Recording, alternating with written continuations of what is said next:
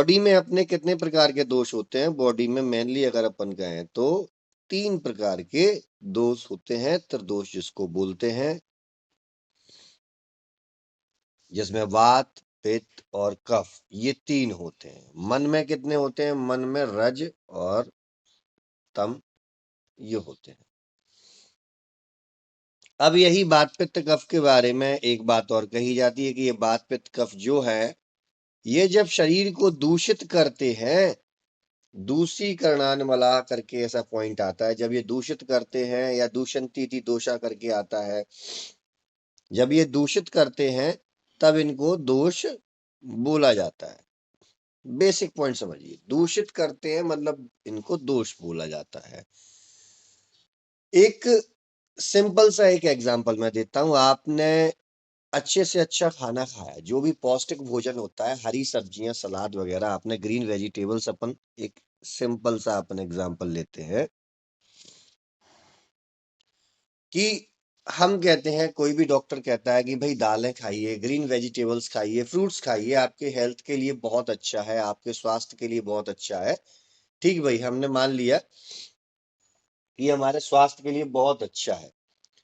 अब इसको खाना है हमें, हमने खा लिया इसको। अगर इसका प्रॉपरली डाइजेशन हुआ, डाइजेशन प्रॉपर हुआ तो ये फलदायी है। अगर इसका डाइजेशन प्रॉपर नहीं हुआ तो ये नुकसानदायक हो सकता है, ये नुकसानदायक हो सकता है। इसका कहने का मतलब क्या है कि अगर ये दोष बॉडी में विकृत नहीं है, प्राकृतिक अवस्था में है, तो ये देह संचार का कार्य करते हैं, शरीर को बैलेंस रखने का, सारी फिजियोलॉजी को बैलेंस रखने का कार्य करते हैं। अगर ये डिस्टर्ब्ड अवस्था में, यानी अप्राकृतिक अवस्था में, असाम्य अवस्था में है, तो ये बॉडी के अंदर रोगों को उत्पत्ति करने का कार्य करते हैं। ये हम सभी अच्छे तरीके से जानते हैं। अब हम देखते हैं, एक एक दोष को उठा के देखते हैं, जिसमें सबसे पहले मैं उठाता हूं वात दोष को। वात दोष को उठाते हैं।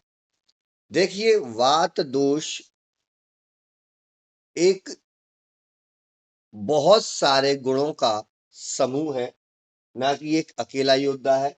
ऐसे मान लीजिए जैसे आर्मी में राजपूत रेजिमेंट और गोरखा रेजिमेंट ऐसे करके है, तो राजपूत रेजिमेंट में अकेला एक व्यक्ति नहीं है, वहां कई व्यक्तियों के मिलने से वो रेजिमेंट बनती है, और वो इतनी पावरफुल होती है कि उसको उसी के नाम से संबोधित किया जाता है। अब उसके अंदर कोई भी आए और जाए, लेकिन उस राजपूत रेजिमेंट के कुछ गुण हैं, कुछ सिद्धांत हैं, वो जिस व्यक्ति के अंदर होंगे, जो वो फॉलो करेगा, उसको उसके अंदर ले लिया जाएगा, अदरवाइज उनको अलग ग्रुप के नाम से क्रिएट कर दिया जाता है। इसी प्रकार वात दोष है, इसके अंदर भी इसके कुछ गुण होते हैं। आपके अंदर भी कुछ गुण हैं, मेरे अंदर भी कुछ गुण हैं। उन गुणों के बेसिस पर हम इसे समझने की कोशिश करते हैं, अन्यथा केवल दोषों को उसके कर्म के आधार पर ही समझा सकता है, वरना इसको देखने का तो कोई तरीका है नहीं है, वात दोष को आप देख सको अपनी आंखों से।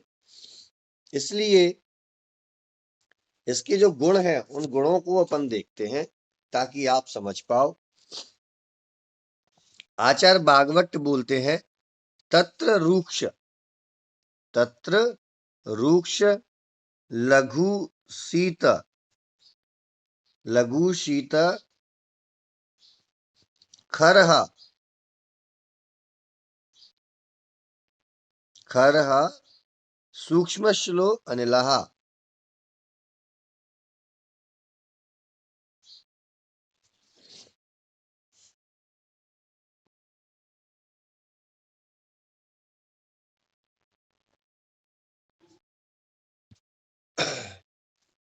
देखिए, कुछ प्रॉपर्टीज निकल के आई। एक तो ड्राई नेचर का होता है बात, दूसरा लाइट यानी लघु होता है, तीसरा कोल्ड होता है, चौथा रफ होता है, खुरदुरा, खुरदुरा यानी खर, खुरदुरा। और सूक्ष्म होता है और चंचल होता है, यानी मूवेबल होता है, कहीं भी इधर उधर मूव करता जाता है। अब इन गुणों को आप अपनी बॉडी में देखना चाहें तो बॉडी में देख सकते हैं। अगर आपके जॉइंट्स पर ड्राइनेस आने लगे, आपकी स्किन पर ड्राइनेस आने लगे, तो आपकी स्किन वहां से ब्रेक होने लगती है, जिसकी वजह से कई डिजीजों में वात का सामंजस्य होने की वजह से उसको वात कफज व्याधि बोल देते हैं, जिसके की वात प्रधानता है, कफ की कम है। फॉर एग्जाम्पल यहाँ पर सोरियासिस का एग्जाम्पल बहुत ज्यादा प्रचलित है, एक्जिमा का एग्जाम्पल बहुत ज्यादा प्रचलित है। हालांकि सारे कुष्ठ त्रिदोषज होते हैं, लेकिन उसमें मुख्यतः प्रधान दोषों की हम चर्चा कर रहे हैं। दूसरा लाइट गुण है। लाइट माने लघु गुण। लघु गुण से तो आप समझ सकते हैं कि एक व्यक्ति यदि एक व्यक्ति का यदि वेट लूज हो रहा है तो उसके अंदर कई धातुएं समाप्त हो रही होंगी, कई धातुएं समाप्त हो रही होंगी। अब वो धातुएं समाप्त हो रही होंगी बॉडी के अंदर, तो उससे उसी समय पर अगर ये लघु गुण और ज्यादा बढ़ जाए तो क्या व्यक्ति की डेथ हो सकती है? बिल्कुल हो सकती है, मसल्स वेस्टिंग वगैरह की कंडीशन में जा सकता है। व्यक्ति के अंदर ड्राई और लघु गुण दोनों बढ़ जाए तो और बेकार कंडीशन हो सकती है। मरासमस क्वाशियोरकर के पेशेंट्स को आप देख सकते हैं, उससे अंदाज लगा सकते हैं। लेकिन यही गुण, चलिए उस पॉइंट को अभी आगे डिस्कस करेंगे, क्योंकि यहां करूंगा तो थोड़ा हौच पौच हो जाएगा। उसके बाद हम कोल्ड गुण देखते हैं, शीत गुण। अब मैं आपसे क्वेश्चन कर रहा हूं कि बॉडी के अंदर यदि शीत गुण बढ़ जाए तो आप जो भी आपको मन में ख्याल आए, जैसा भी आपको एग्जाम्पल समझ में आए, वो आप मुझे बताइए कि अगर बॉडी के अंदर कोल्ड गुण यानी शीत गुण बढ़ जाए तो क्या प्रॉब्लम हो सकती है? कोई भी बता सकता है आप में से।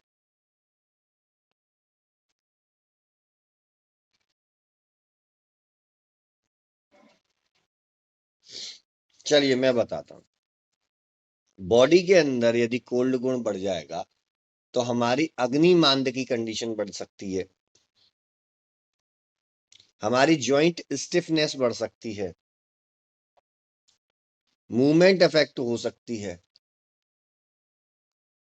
ऐसे कई छोटे छोटे रीजन हैं जो हमारी बॉडी पर प्रभावशील हो सकते हैं। फिर आता है खुरदुरा गुण, रफ। जब बॉडी में ड्राईनेस बढ़ेगी, लाइटनेस बढ़ेगी, तब हमारे जॉइंट्स के बीच, अकेले जॉइंट्स से मैं ये नहीं कहूंगा कि केवल आप बोन्स के जॉइंट्स को ही देखें, मसल्स के जॉइंट्स को भी देख सकते हैं, लिगामेंट्स के जॉइंट्स को भी देख सकते हैं, नर्व के जॉइंट्स को भी देख सकते हैं, जिनको स्नैप्स बोलते हैं। वहां पर रफनेस पैदा स्टार्ट होगी, वहां रफनेस जो है बहुत ज्यादा पैदा हो जाएगी, जिसकी वजह से एक जॉइंट में बार बार इसलिए एग्जांपल लेता हूँ कि घुटने के जॉइंट से हमें ज्यादा आसानी से समझ में आ जाता है कि हमारा घुटना जो होता है उसकी बोन्स एक के ऊपर एक घर्षण करती हैं, एक के ऊपर एक घर्षण करती हैं। तो वो घर्षण किस वजह से होता है? रफनेस की वजह से। अगर वहां रफनेस पैदा नहीं होगी, और ये चीज मैं बता रहा हूं, आप इस चीज को ध्यान रखना कि रफनेस पैदा जब ही होगी जब बॉडी में पहले ड्राई गुण आएगा। ये आपस में एक दूसरे के बहुत ज्यादा मित्र हैं। लाइट गुण नहीं होगा तब भी रफनेस पैदा हो सकती है, लेकिन ड्राई गुण नहीं होगा तो रफनेस पैदा होने के चांस बहुत ही कंडीशन में खत्म हो जाते हैं। तो जहां मैं रफनेस बोलूंगा वहां ड्राईनेस को आपको साथ में लेके चलना होगा। फिर उसके बाद आता है सूक्ष्म गुण। सूक्ष्म गुण आता है, वो सूक्ष्म गुण से तात्पर्य होता है कि बॉडी के प्रत्येक पार्ट में जो विचरण कर सके। सूक्ष्म गुण जो बात का है, सूक्ष्म समझिए कि इतना छोटा कि जिसको आप नग्न आंखों से भी नहीं देख सकते। सोचिए वो कहां कहां से ट्रेवल कर सकता है और बॉडी के कहां कहां तक जा सकता है। इसलिए वात दोष सर्वव्यापी है। वात दोष सर्वव्यापी है, बॉडी में हर जगह पे है। इसीलिए वात दोष से होने वाले रोगों की संख्या 80 है। 80 प्रकार के वात रोग होते हैं। अब एक एग्जांपल देख लीजिए, हम कहते हैं कि कई पेशेंट आते हैं, डॉक्टर साहब हमारे तो पीठ में दर्द हो रहा है, हमारे थाइज में दर्द हो रहा है, हमारे गैस ऊपर चढ़ रही है, सिर में दर्द हो रहा है। ऐसे पॉइंट फेंकते हुए आते हैं पेशेंट। तो पहले तो ये समझ लीजिए जहां पर दर्द होगा वहां वात ही होगा। बात का होना बिल्कुल लाजमी है कि भाई जहां पर दर्द है वहां बात है, जहां पर दर्द है वहां वात है। तो वात दोष से 80 प्रकार के रोग हुए और जहां दर्द है वह बात है। अब पेशेंट कहता है आपसे, डॉक्टर साहब हमारे तो सिर में दर्द हो रहा है, हमारे घुटनों में दर्द हो रहा है, हमारे यहाँ दर्द हो रहा है, हमारे वहां दर्द हो रहा है। इस प्रकार के पेशेंट जो बताते हुए चलते हैं हमें, उन चीजों को जब हम उन गुणों को ऑब्जर्व करते हैं रोगी के अंदर, जब उन गुणों को रोगी के अंदर ऑब्जर्व करते हैं तो हमारे पास अपना एक मटेरियल होना चाहिए, पेन और पेपर। मैं आपको बताऊं, स्टार्टिंग की फेज में जब भी सीखने की कोशिश करो तो पेशेंट सबसे बड़ी बुक है, पेशेंट सबसे बड़ी पुस्तक है, वहां से सीख सकते हैं। पेशेंट आपको जो भी बता रहा है उन लक्षणों को आप एक जगह पर लिख सकते हैं। उन सिम्टम्स को आप एक जगह पे इस प्रकार से कर दीजिए, यहां आप लक्षण लिखिए, यहां आप लक्षण लिखिए और उसके बाद आप उसे लिख सकते हैं, किसको? उनके गुणों को। लेकिन ये अगर पेशेंट के सामने आपको समझ में ना आए तो कोई जरूरी नहीं है, आप इस चीज को बाद में अपने घर पर जाकर के लिख सकते हो बुक में से देख करके। पेशेंट को उस समय आपने, पेशेंट ने कहा सर मुझे सिर में दर्द होता है, कोई दर्द से रिलेटेड टेबलेट दे दी, कोई अनुलोमन चिकित्सा कर दी। जब आप यहाँ पर लिखते हैं कि सिर में दर्द हो रहा है, तो वायु का आप एक चीज समझ सकते हैं, सूक्ष्म गुण बढ़ गया होगा, जिसकी वजह से वो प्रतिलोम हो गया है, अन्य स्रोतों में जाने लगा है। रोगी कहता है उसने, बस साहब सिर में दर्द है, पीठ में भी दर्द हो रहा है साहब, कमर में भी दर्द हो रहा है साहब। तो आप उससे और एलेबोरेट करने की कोशिश करोगे, क्या चलते हुए कट कट की आवाज आती है क्या? वो कहेगा हाँ डॉक्टर साहब आती तो है, घुटनों से कमर से भी आती है कई बार जब मूव करते हैं तो। अच्छा अच्छा अच्छा, तो वहां पर लिख लो ड्राई गुण भी आ चुका है। और फिर आप ड्राई गुण वाले व्यक्ति की आप स्किन को देखेंगे तो वहां ब्लैक पोर्शन टाइप का उसका चेहरा एक तरह से डल टाइप का आपको दिखना लगेगा। वो कहते हैं चेहरे पे एक झाइयां सी आने लगती हैं, एक बादल से घने बादल से छाने लगते हैं, उस प्रकार का चेहरे पर एक प्रतीति होती है, वो दिखने लगेगा। तो वो आप लिख लीजिए और उस चीज को, उसके गुणों को लिख करके फिर आप उसको सिंपली मेडिसिन दीजिए, मात्र 2 दिन की। मैं आपको प्रैक्टिस करने के बेसिक फंडामेंटल आपको बता रहा हूं कि आप कामयाब भी होते जाएंगे। आज से ही अर्निंग भी आज से ही करेंगे, आज से ही कामयाब होंगे और सीखते भी जाएंगे। हमारा उद्देश्य यही तो है कि हमको अपना वर्क भी करना है, भाई घर की जिम्मेदारी भी उठाना है, रिस्पॉन्सिबिलिटीज, और बिना पैसे के वो भी नहीं होता, और साथ में हमें लर्न भी करना है, लर्न के साथ अर्न भी करना है। तो इसके दो ही तरीके होते हैं सबसे ज्यादा, कि पेशेंट को ऑब्जर्व जितना ज्यादा कर सकते हैं पेशेंट को ऑब्जर्व कीजिए, जितना ज्यादा हो सकता है पेशेंट को ऑब्जर्व कीजिए। पेशेंट को आपने ऑब्जर्व किया, उसका एग्जामिनेशन जितना ज्यादा किया, डिटेल में उससे जितना पूछने की कोशिश करी, वो आपके पास एक जगह लिख जाना चाहिए। पूछते जाइए लिखते जाइए, पूछते जाइए लिखते जाइए। आप जब उससे पूछेंगे तो आपको कई चीजें तो ऐसे ही समझ में आ जाएंगी कि यार वात के साथ पित्त का भी अनुबंध लग रहा है मुझे, और हो सकता है अग्निमांद भी मुझे इसको लग रहा है। तो इतनी चीजें आपको समझ में आई तो आपका मोटा मोटा ब्रेन में एक कंसेप्ट हो जाएगा, अग्निमांद लग रहा है, पित्त का भी इन्वॉल्वमेंट लग रहा है, वात का भी है, तो मुझे ऐसी औषधियां देनी है जो वात को कम करें लेकिन पित्त को ना बढ़ा दें, और साथ में अग्निवर्धन भी मुझे आज से ही करना है। तो आपने जब लक्षण लिख लिए, पेशेंट ऑब्जर्व कर लिया, फिर सेकंड स्टेप होता है कि उन उन गुणों के अनुसार, गुणों के अनुसार औषधि चयन करें, औषधि चयन करें।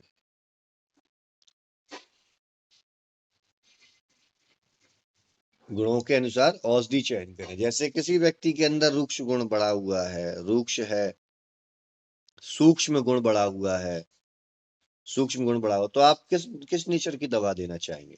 आप उसको स्निग्ध, स्निग्ध और गुरु नेचर की दवा देने की कोशिश करेंगे, जिसमें अगर मैं कहूं तो सबसे मुझे आसान और बहुत अच्छी दवा लगती है वो है हमारी अश्वगंधा। अश्वगंधा आप देने की कोशिश करेंगे उस पेशेंट को, और फिर आप ऑब्जर्व करेंगे, फिर से ऑब्जर्व करेंगे कि भाई मैंने जो दवा दी उसका क्या इम्पैक्ट है और क्या इफेक्ट है। आपके पास नोट्स तैयार होंगे पेशेंट को, और ऐसा नहीं है कि मैं बोल रहा हूं आप कहें कि डॉक्टर साहब ने तो बोल दिया एक्सपेरिमेंट के रिजल्ट मिले नहीं पेशेंट भाग जाएगा। बिल्कुल मिलते हैं रिजल्ट, और पेशेंट कहीं नहीं जाएगा। क्योंकि मेडिकल लाइन में आपको एक चीज बता दूं मैं, हमारे माइंड में एक गलत कंसेप्ट है कि एलोपैथी से पेशेंट बहुत जल्दी ठीक होता है। ठीक नहीं होता गुरु, वो सिम्टम्स पे काम अच्छा करते हैं, सिम्टम्स पे काम कर लेते हैं। तो जिन चीजों में वो सिम्टम्स पर अच्छा काम करते हैं उन चीजों में उनको करने दो ना, और जिन सिम्टम्स पे हमारी मेडिसिन जल्दी वर्क करती है उन रोगों की प्रैक्टिस हम करना शुरू कर देते हैं जल्दी। जब हम और डिटेल में पहुंचेंगे और कुछ नए एक्सपेरिमेंट करते जाएंगे तो हमारे पास भी कई सिम्टम्स को जल्दी क्योर करने के साधन उपलब्ध हो जाएंगे, तब हम अन्य रोगों की तरफ भागेंगे। या फिर दूसरी चीज जो होती है कि पेशेंट की काउंसलिंग बेटर कीजिए, पेशेंट की काउंसलिंग बेटर कीजिए।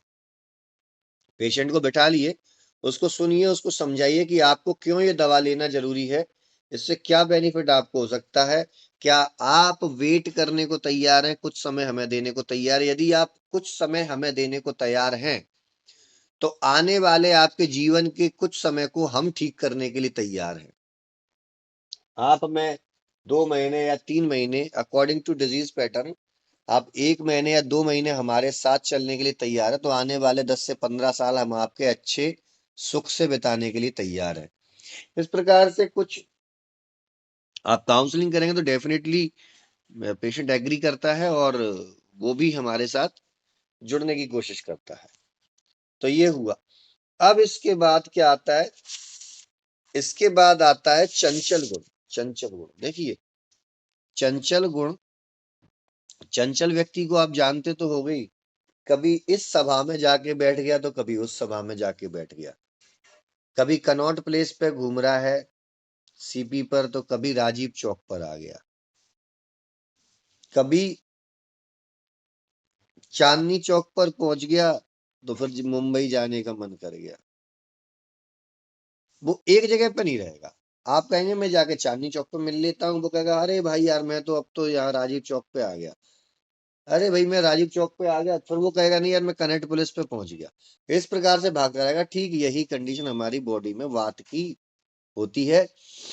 वो रुकने वाला नहीं है, उसके अंदर स्थिरता नहीं है, स्थिरता नहीं है, वो गतिमान है, वो गतिमान है, वाह गति गंध नहीं हो, उत्पत्ति उसकी ऐसे हुई है, गतिमान है। और गतिमान होने की वजह से वो बॉडी के विभिन्न स्रोतों के अंदर जाकर अपने कार्य को संचालित करता है। अब बात बॉडी में होता क्या है, आपने गुण तो समझ लीजिए, बात बॉडी में होता क्या है, तो गुण समझने के बाद आप इस चीज को भी समझिए, बात है क्या। एक कंसेप्ट आता है हमारे बात के सामान्य कर्म में, उत्साह उच्छ्वास, उत्साह उच्छ्वास, निश्वास चेष्टा धातु गति समा समो मोक्षो गति मतम वायुकर्म विकारजम। मीन्स आपकी बॉडी में उत्साह यानी चेष्टा करने के लिए, आपको वर्क करने के लिए, आपकी हैप्पीनेस के लिए, आपके एक्साइटमेंट के लिए वात रिस्पॉन्सिबल है।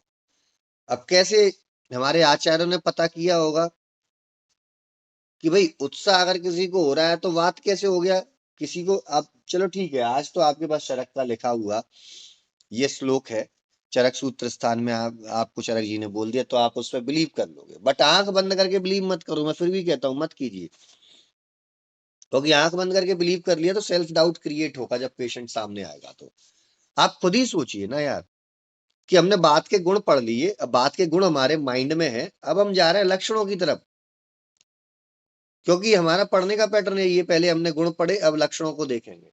और प्रैक्टिस में क्या करेंगे, प्रैक्टिस में हमारे सामने पहले लक्षण अपीयर होंगे तब हम गुणों को ढूंढेंगे। तो इस प्रकार का मैथमेटिकल कैलकुलेशन तो हमें करना पड़ेगा।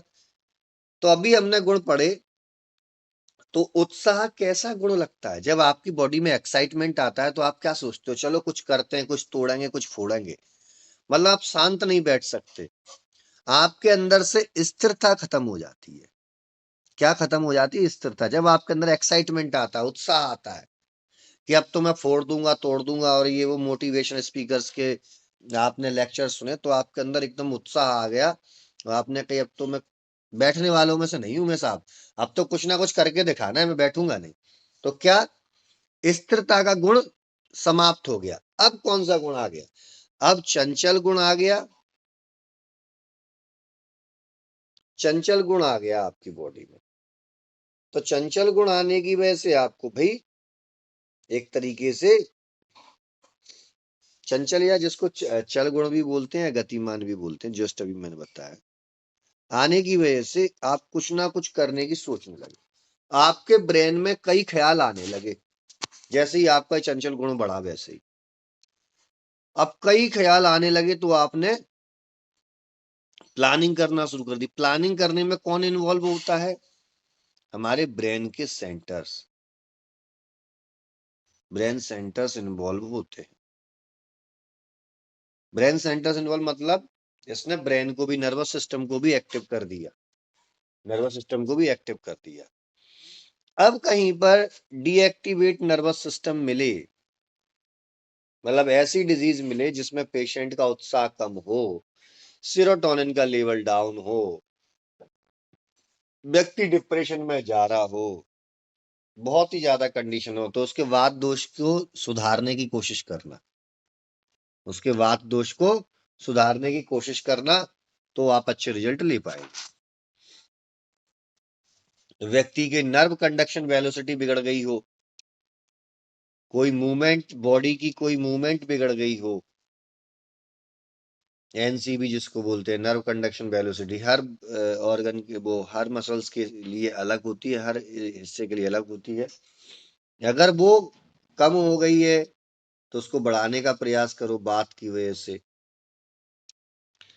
कहीं पर जैसे सर्वाइकल की प्रॉब्लम होती है, सर्वाइकल में आपके हाथों में नमनेस वगैरह आने लगती है, टिंगलिंग सेंसेशन हो लगती है, तो नमनेस और टिंगलिंग सेंसेशन जो होती है वो क्यों होती है,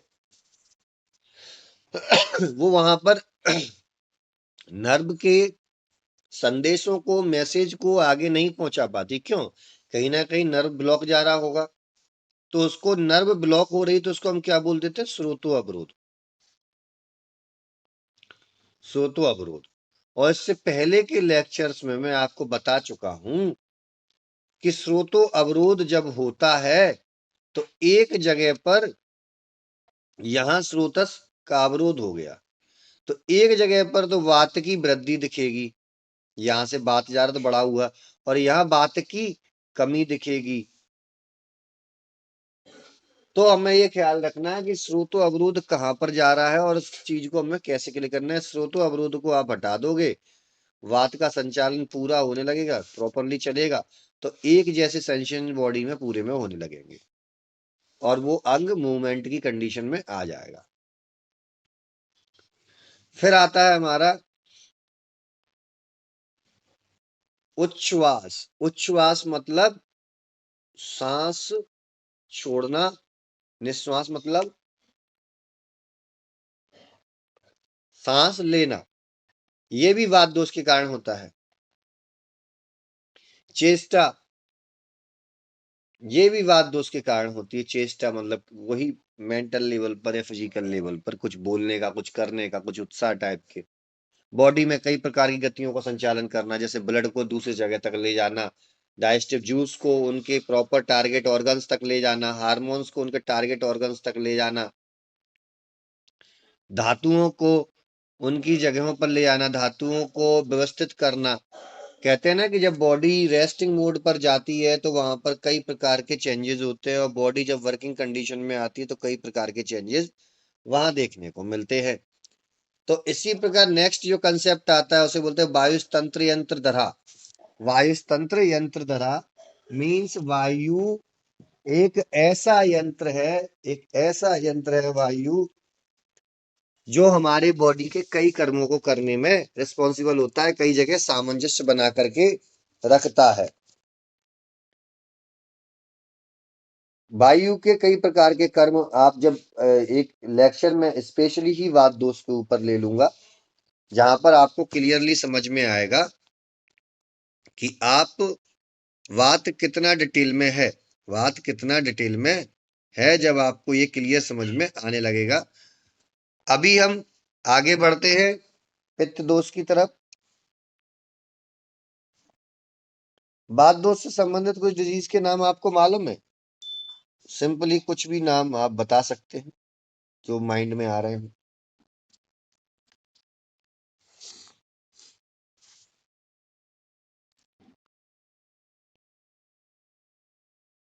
देखिए, पित्त का एक श्लोक आता है, पित्तम सा स्नेह तीक्ष्ण लघु विश्रम सरम द्रवम, कि यहाँ पर स्निग्ध गुण भी है, सा स्नेह करके, पित्तम सा स्नेह, तीक्ष्ण, उष्णम, लघु, विश्रम, सर और द्रव, सर और द्रव।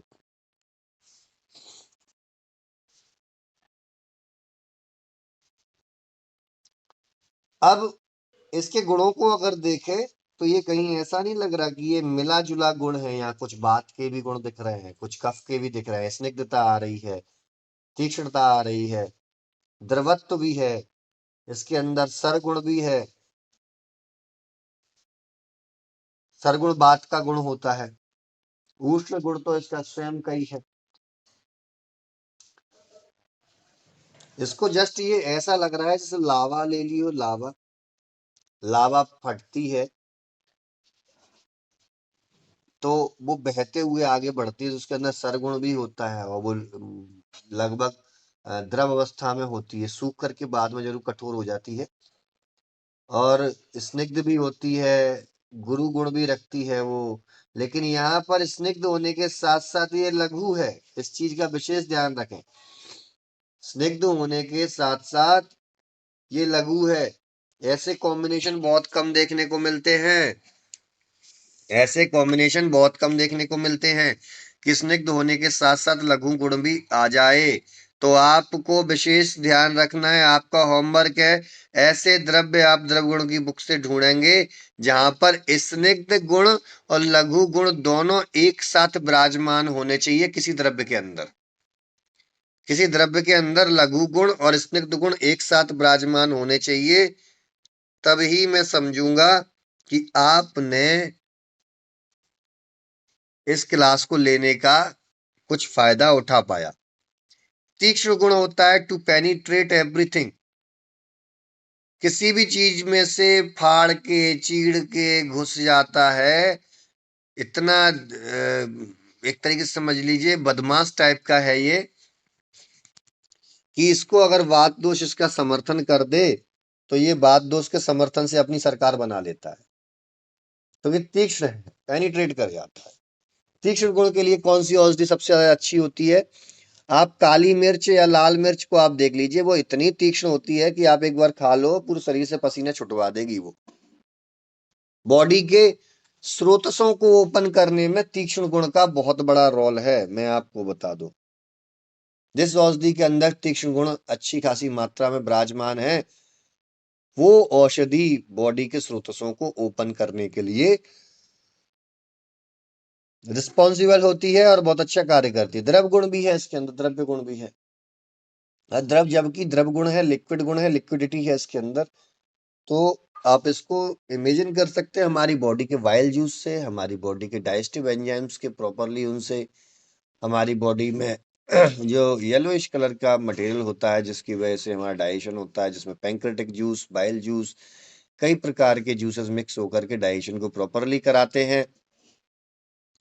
इसके अंदर ट्राइग्लिसराइड और ग्लिसराइड्स भी होते हैं। इसलिए जब पित्त दोष बढ़ता है तब हम तुलना करते हैं कि ट्राइग्लिसराइड्स लिवर प्रोफाइल, पैंक्रियाज की प्रोफाइल यानी पैंक्रेटाइटिस होने के चांस ज्यादा हो सकते हैं। पित्त बहुत ज्यादा मात्रा में बढ़ता है तो लिवर डैमेज होने लगता है, क्योंकि ऐसा माना जाता है जो अच्छ पित्त है वो वाइल जूस है और वो लिवर से ही उसका रिलेशन है, तो लिवर को खराब करने के चांसेस है। अगर फिर भी हम नहीं सुधरते हैं और लगातार अपने खान पान को बिगाड़े हुए हैं तो ऐसे लोगों को एक्यूट पैंक्रेटाइटिस होने के चांसेस बहुत बड़े आते हैं, जो कि ला इलाज बीमारी है जिसका इलाज ना के बराबर है। हाँ, आयुर्वेद में वैद्य वालेंद्र प्रकाश शुक्ल सर ने इसका ट्रीटमेंट खोज के रखा है, बट एक व्यक्ति कितने लोगों का ट्रीटमेंट कर सकता है? तो आवश्यकता है पहले तो प्रिवेंट करें इसको, और उसके साथ हम भी अपने एक्सपेरिमेंट के बेसिस पर इन चीजों के ट्रीटमेंट को लेकर के आए। तो यहाँ पर फिर उष्ण गुण आता है। उष्ण गुण से आप सभी समझते हैं, उष्णता लेकर के आना, बॉडी की थर्मोकाइनेटिक्स को बनाए रखना, बॉडी के एनर्जी वाले मटेरियल पर काम करना, बॉडी को एनर्जी प्रोवाइड करना, ये सारे काम उष्ण गुण की वजह से ही होते हैं। और इसीलिए बोला जाता है कि डाइजेशन में अग्नि के साथ साथ पित्त का भी बहुत बड़ा रोल होता है, और बॉडी की बैलेंस बनाने में भी पित्त का बहुत बड़ा रोल होता है। अदरवाइज आप बॉडी को लो टेम्परेचर पर रख देंगे तो बॉडी के कई रिस्पॉन्स बंद हो जाते हैं। बॉडी को उसके एक नॉर्मल टेम्परेचर, जो कि बॉडी का टेम्परेचर है 98.6, कई जगह पर 98.4 भी लिखा मिलता है। तो ये जो टेम्परेचर, अगर इस टेम्परेचर से नीचे हुआ तो हाइपोथर्मिया की कंडीशन में कई फिजियोलॉजिकल प्रोसेस अवरुद्ध हो जाती हैं, और इससे ऊपर हुआ तब भी। इसलिए इसको बैलेंस में रखना आवश्यक है। लघु गुण के बारे में जस्ट अभी मैं आपको वात दोष में ही बताया था, वही लघु गुण है, कुछ अलग हटके नहीं है। विश्र गुण से आता है, विश्र का अर्थ होता है कि